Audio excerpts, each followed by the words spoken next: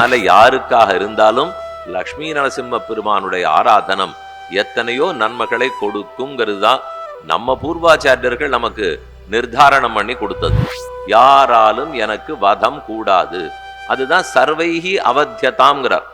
மனுஷர்களால வரணம் கூடாது, தேவர்களால கூடாது, மிருகங்களால கூடாது, வாசல்ல கூடாது, உள்ள கூடாது, ஆகாசத்துல கூடாது, பூமியில கூடாது. யாரு பிரம்மாவை படைத்தாரோ அந்த முழுமுதற் கடவுளான படைப்பாளியை தவிர பாக்கி எல்லாரிடத்திலிருந்தும் அவத்தியதாம், கொலை என்பதே இல்லை. என்னாலேயும் ஒருத்தருக்கும் பயம் வர விட மாட்டேன், பெறத்தியாராலையும் பயம் வர விட மாட்டேன். என்னிடத்துல சரணம்னு ஒருத்தன் வந்துட்டானால் நானும் அவனை எந்த குற்றத்துக்கும் தண்டனைக்கும் ஆளாக்க மாட்டேன், அனுகிரகித்து தீர்வேன். நன்னா பண்ணியானா அனுபவிச்சு ஆனந்தப்படுறார், அசட்டுத்தனம் பண்ணியானா கேலியா ஆனந்தப்படுறார். மொத்தத்துல வரையும் துக்கப்பட மாட்டேங்கிறார்னால் பட முடியாது. தக்ஷானா சமர்த்தன், சாமர்த்தியக்காரர். வீரம் நாம நினைக்கிறது பயப்படாம சண்டை போடுறது, அதை மட்டும் அவர் சொல்லல, சாமர்த்தியத்தோட காரியங்களை செய்யறது. வீரம்ங்கிற சப்தத்துக்கு அர்த்தம் பார்ப்போம். இப்ப சர்வைகி அவத்தியதாம் பிராப்தம்னு சொல்லச்சே எல்லாராலும் கொலை உண்ணாத தன்மையை அனுகிரகித்தார். அனுகிரகித்தார்னு அது பிரம்மா கொடுத்தது. ஆனா அதுல இருந்துதான் இப்ப பெருமாள் மாத்தி விடுறார். ஆமா என்னால உனக்கு கொலை உண்டுன்னு சொல்ல போறார். அங்க சர்வைகின்னு சொல்லச்சே பெருமாளை தவிர எல்லாரிடத்திலும் சொன்னேன்னா, பெருமாளோடையும் சேர்த்துன்னு இன்னொரு இடம் சொல்றேன், ரொம்ப சுவையான இடம். ராம சரம ஸ்லோகம்னு கேள்விப்பட்டிருப்பீள். வராக சரம ஸ்லோகம் ஸ்திதே மனசுஸ்தே சரீரே சத்தியோனரா. கிருஷ்ண சரம ஸ்லோகம் சர்வதர்மான் பரித்யஜ்ய மாமேகம் சரணம் பிரஜ அகம் தா சர்வ பாபேபியோ மோக்ஷயிஷ்யாமி மாசுச்சா. அதே மாதிரி ராமச்சரம ஸ்லோகம் சகிருதேவ பிரபன்னாய தவாஸ்மீதி ச யாச்சதே அபயம் சர்வபூதேபியா ததாமி ஏதத் விரதம் மம. நான் எல்லா ஜீவராசிகளிடத்திலிருந்தும் என்னிடத்தில் சரணாகதி பண்ணினவனுக்கு சர்வபூதேபியா ததாமி எதே அபயம், பயப்பட வேண்டாம், நீ எத்தை கண்டும் பயப்பட வேண்டாம்னு என் சரணாகதனுக்கு கொடுக்கிறேங்கிறார். அங்க சர்வபூதேபியா அபயம்னு சொல்லச்சே பெருமானை தவிர எந்த ஜீவராசிகளிடத்திலிருந்து நீ பயப்பட வேண்டாம் தானே சொல்லணும். இங்க சர்வைகி அவத்தியதாம்னு சொல்லச்சே பெருமானை தவிர மற்ற பேர் கொல்ல முடியாதுன்னு தானே சொன்னார். அதை போல ராமன் சொல்றாருனால் தனி ஸ்லோகம்னு ஒரு ஆச்சரியமான வியாக்கியான கிரந்தம் சுவாமி பெரியவாச்சான் பிள்ளை அனுகிரகித்தது. சேங்கனூர்னு ஒரு ஊர் கேள்விப்பட்டிருப்பீள். அங்கதான் பெரியவாச்சான் பிள்ளை அவதரித்தார். இப்ப வந்துடும் ஆவணி மாசம் ரோகிணி நட்சத்திரம், கிருஷ்ண ஜெயந்தி அன்னிக்கே அதே ஸ்ரீ ஜெயந்தி அன்னைக்கு தான் இந்த சுவாமி அவதரித்தார். கண்ணனே திரும்ப வந்து பிறந்து 4000 பாசுரங்களுக்கும் வியாக்கியானம் பண்ண ஒரே மகாத்மா அவர். அந்த சுவாமி அவ்வளவு ஆச்சரியமா எழுதியிருக்கார். அவர் தனி ஸ்லோகம்னு ஒரு பிரபந்தம் பண்றார். அதுல சில முத்தான ஸ்லோகங்களே ராமாயணத்திலேருந்து எடுத்து விபுலமான வியாக்கியானம் பண்றார்.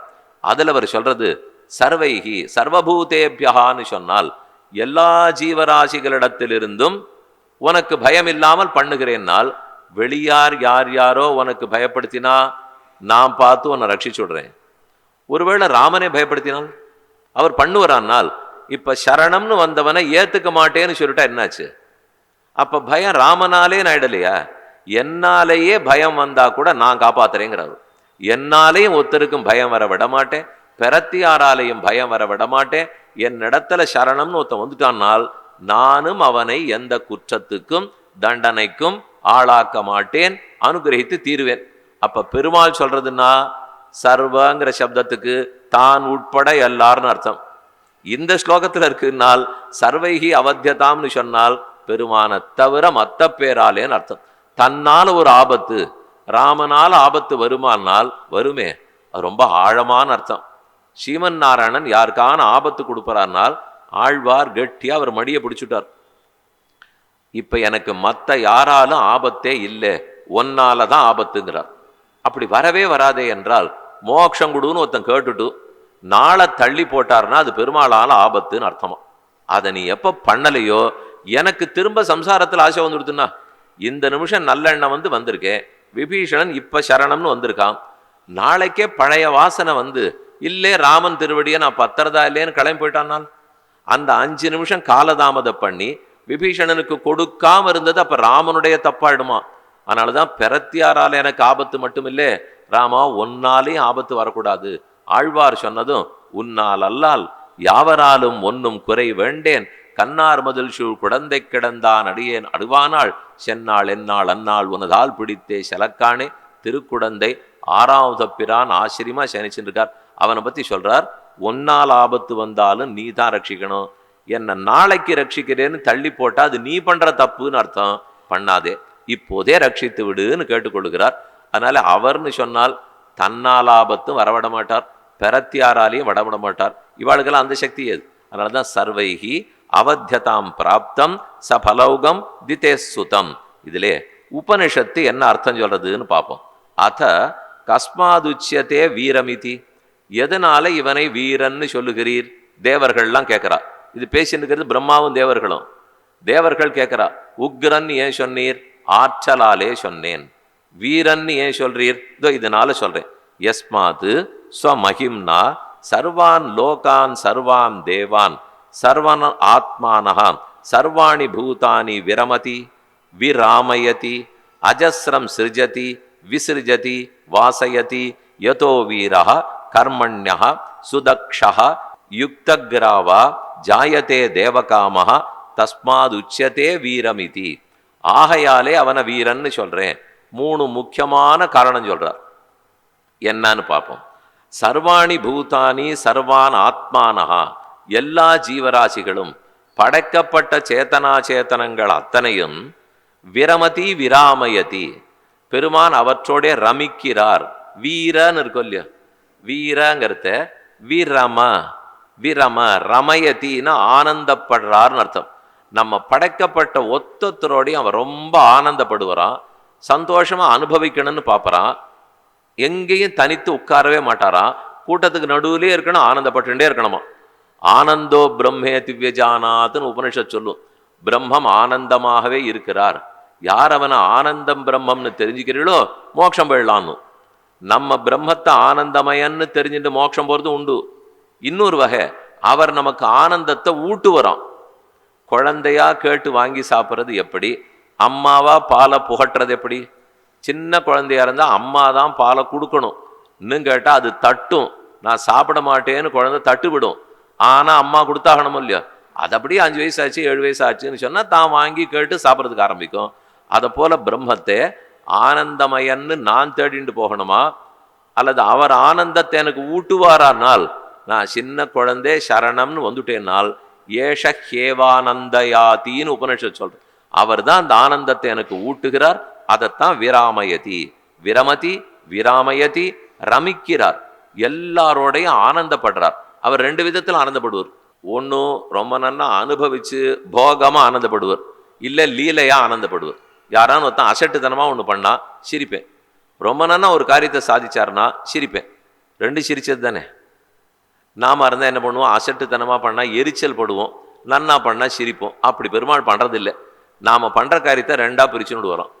அவருக்கு பிடிச்சதா நல்லதா பண்ணால் போகமாக அனுபவித்து சிரிப்பறான். அசட்டுத்தனமாக நம்ம பல காரியம் அப்படி தான் பண்ணுறோம். அப்படி அசட்டுத்தனமாக பண்ணிட்டு இருந்தா அதையும் பார்த்து சிரிப்பறான். பக்கத்தில் இருக்கிற நாச்சியாருக்கு மட்டும்தான் தெரியும் இவர் சிரிப்பினுடைய வித்தியாசம். இவர் எதுக்கு சிரிக்கிறார் நமக்கு தெரியாது. ஓ, நம்மளை பார்த்து ஏதோ சந்தோஷமாக சிரிக்கிறார் போல் இருக்கு அப்படின்னு நம்ம நினச்சிடுவோம். ஒருத்தருக்கு ரொம்ப நாளாக முதலாளிகிட்ட சம்பள உயர்வு கேட்கணும்னு ஆசை. பக்கத்து வீட்டுக்காரன்ட்ட கேட்டான் எப்போ கேட்கலான்னு.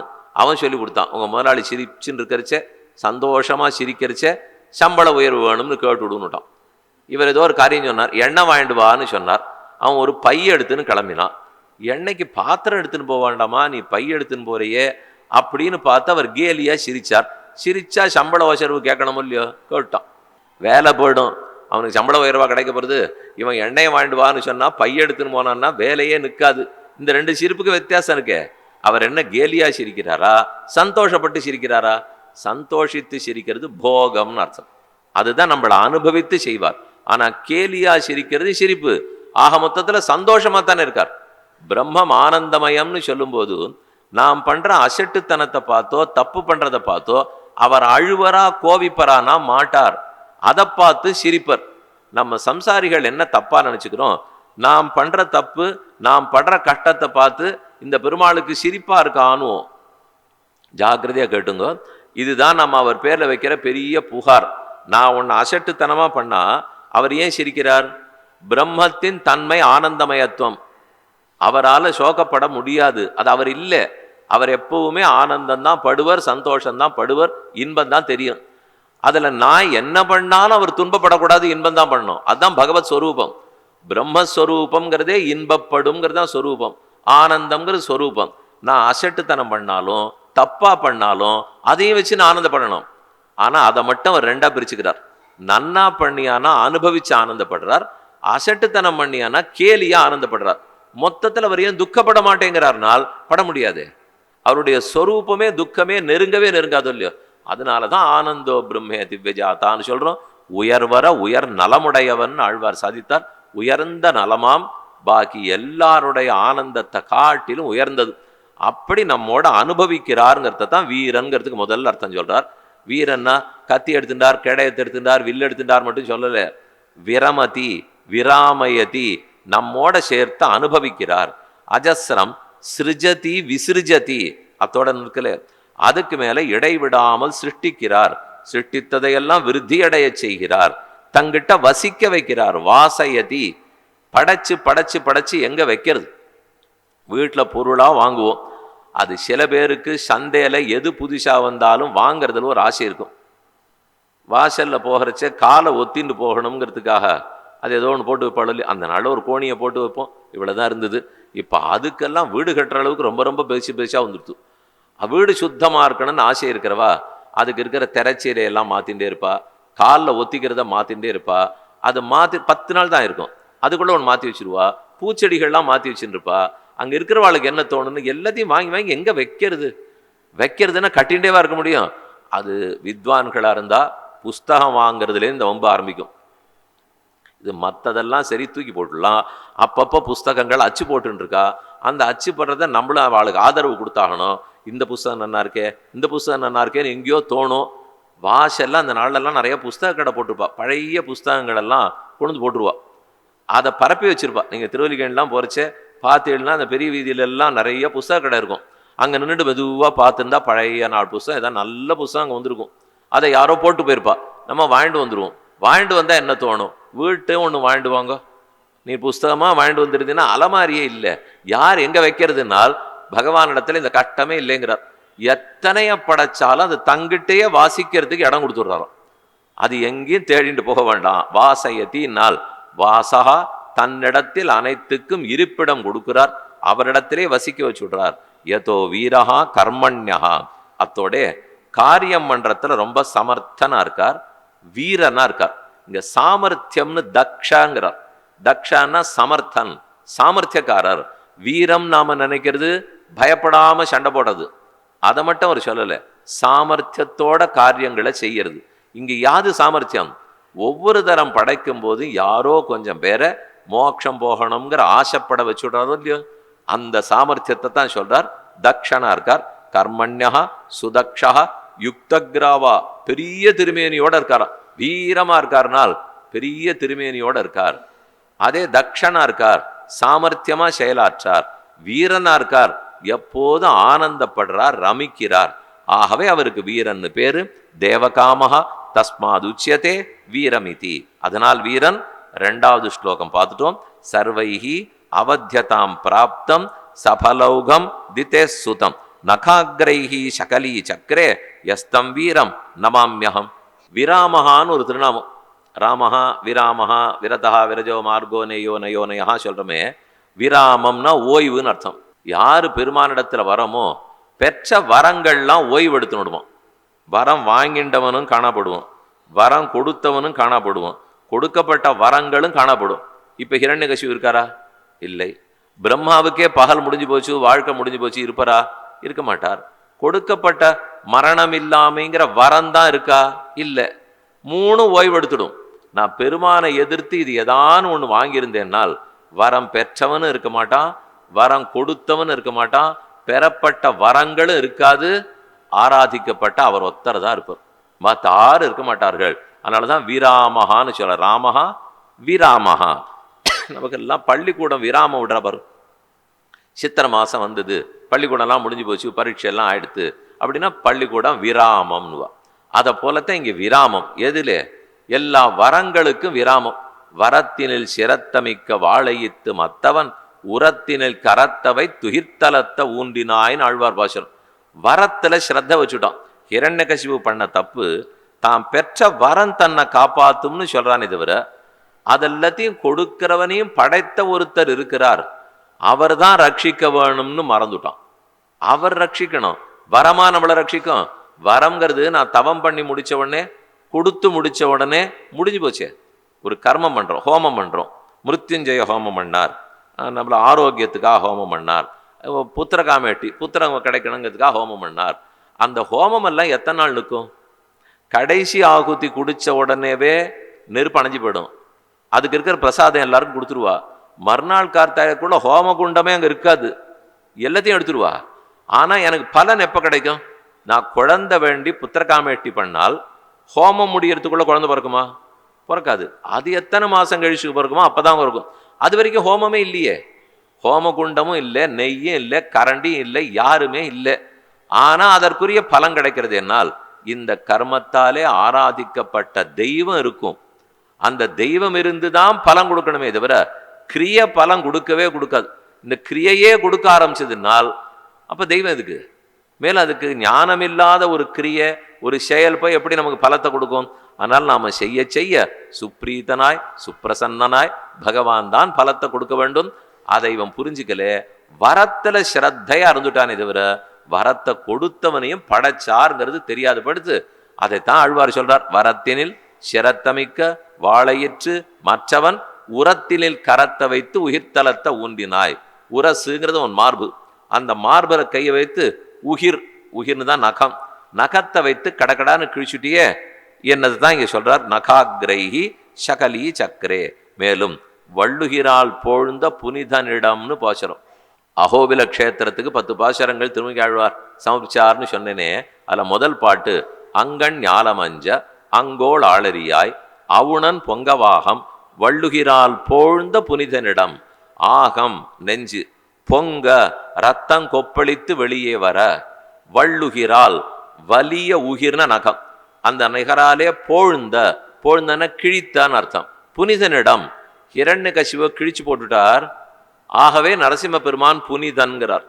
யாரோ திருமங்கையாழ்வார கேள்வி கேட்டிருக்கா, அவர் புனிதன் இல்லை, எப்போ கொன்னாரோ அப்ப அவருக்கு புனிதத்தன்மை போயிடுதுங்கிறார். ஆனா ஆழ்வார் பதில் சொல்ற, இல்லை அவர் கொன்னாலும் புனிதன் தான், அவன் கர்மத்துக்கு தகுந்தவனை கொன்னு இருக்காரே தவிர இவர் தன்னிச்சையாக கொல்லவே மாட்டார். அவன் பண்ண தப்புக்கு அவன் தண்டனை வாங்கிட்டு தான் ஆகணும். காவலாளி இருக்கார், யாரோ ஒருத்தர் வண்டியை தப்பா ஓட்டின்னு போறோம், நடுவில் இருக்கிற மஞ்சள் கோட்டை தாண்டி ஓட்டுட்டோம், பிடிச்சார், 100 ரூபாய் அபராதம் கட்டுன்னு சொன்னார். அவர் ரொம்ப குற்றவாளி சுவாமி, எனக்கு 100 ரூபாய் அபராதம் போட்டார், ரொம்ப தீயவர்னு. துப்பலா, நீ தப்பா ஓட்டின, அதுக்காக 100 ரூபா இன்னும் கேட்டா, நான் தப்பா ஓட்டினவனை பிடிச்ச அபராதத்தை போட்டு என்னை திருத்தினா தான் அவர் வசந்தவர். அது இல்லாம போட்டோன்னு விட்டுருந்தா யார் கொண்டாடுவா? அதனால ஹிரண்யகசிவை நரசிம்ம பெருமான் முடிச்சிருக்காருனால் அதனாலேயே புனிதன். விமலான்னு பாடுவா, 33 அமரர்க்கு முன்சென்னு கப்பந்தவிர்க்கும் கலியே துயிலழாய் செப்பமுடையாய் திரளுடையாய் செற்றார்க்கு வெப்பம் கொடுக்கும் விமலா இருக்கும் இல்லையோ. செற்றார்களுக்குன்னா விரோதிகளுக்கு வெப்பம் கொடுக்கிறாருன்னா ஆபத்தை கொடுக்கிறார். விரோதிகளுக்கு ஆபத்தை கொடுப்பவனே விமலனேங்கிறார். இது ஆண்டாள் பாசுரம். மலம்னா குற்றம், விமலன்னா குற்றம் இல்லாதவர். வெப்பம் கொடுத்துட்டே இருக்கார், கொன்னுண்டே இருக்கார், ஆனா குற்றம் இல்லைன்னு சொல்லலாமானால் அந்த கொலை கர்மாதீனமாக தண்டனையை கொடுக்கறதுக்கு ஒருத்தர் இருக்கார், தண்டனை பெறுவதற்கு ஒருத்தர் இருக்கார். அதை கொடுக்கிறவன் கொடுத்தா தான் நல்லது, பெறவன் பெத்துண்டா தான் நல்லது. தண்டனை கொடுக்க வேண்டியவன் கொடுக்காத போனாலோ அல்லது தண்டனையை ஒருத்தன் பெறாம போனாலோ பாவமே தொலையாது. ஆகையால் தான் இவர் சிறப்பா செஞ்சிருக்காருங்கிறார். அதே போல காங்ஷந்தா எத்தத்தை யார் கேட்டாலும் கொடுத்துட்டு போயிடுறா மற்ற தெய்வங்கள்லாம். அப்படி இவர் கொடுக்கவே மாட்டார். விகாரமே இல்லாமல் ஹிரண்யகசிபை முடித்தார். ஆனந்தம். நகாகிரைஹி சகலீ சக்கரே யஸ்தம் வீரம் நமாம்யகம். ஆழ்வார் பாசுரத்தில் போரார் நெடுவேலோன் பொன்பெயரோன் ஆகத்தை கூறார்ந்த வள்ளுகிறால் கீண்டு குடல் மாலை சீரார் திருமையாவின் மேல்கட்டின்னு திருமடல்ல பாசுரம். நெடிய திருமேனியோட பெருமாள் தோன்ற அவனோ பொன்பெயரோன் ஹிரண்யகசிபு அவனுடைய ஆகத்தை கிழித்து குடலை எடுத்து மாலையாக போட்டுக்கொண்டார். அகோபிலத்தில் இன்னைக்கும் அப்படியே பெருமாளை சேவிக்கலாம். அந்த திருக்கோலத்தோடைய ஆச்சரியமா ஒரு திவ்யதேசத்துல எழுதிருக்கார். அப்படி பார்த்தது 2வது ஸ்லோகம். வீரன்னு ஏன் சொன்னார்னு பார்த்துட்டோம். அந்த நரசிம்ம பெருமான் நம்ம ரட்சிக்கட்டும். அந்த பூமியை பிளந்து கொண்டு திருவடி பாத்தாளம் அளவுக்கு போயிட்டே அவர் நம்மை காக்கட்டும்னு சொல்றார். எல்லா இடத்திலையும் வியாபிக்கிறார்னு அர்த்தம் பண்ணும். விஷ்ணுனால் சர்வ வியாபகன், எல்லா இடத்திலையும் வியாபித்திருக்கிறார், வியாபிக்கவும் வைப்பார். அவருடைய திருவடிகள் கீழே பாத்தாள லோகம் அளவுக்கு சென்றன. மூர்தனாங்கிறது தலையை குறிக்கும். ஆவிட்ட தலை போய் திருவிட்டபம்னால் ஆகாசத்துல சொர்க்கலோகத்தை போய் முற்றதுங்கிறார்.